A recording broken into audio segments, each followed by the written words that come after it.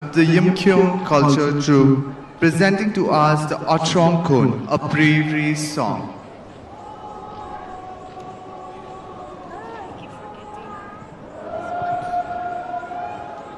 The song speaks about the enemy that came yelling at the mountain top. On having alarmed about the presence of an enemy, the warrior of the village took to confronting the enemy, putting on his armor and set off straight to the mountain and defeated the enemy.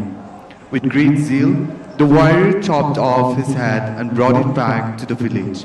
In ancient times, head hunting was to prove their valor and to appease the supreme being in order to increase their fertility, prosperity, good luck, and well-being of their people.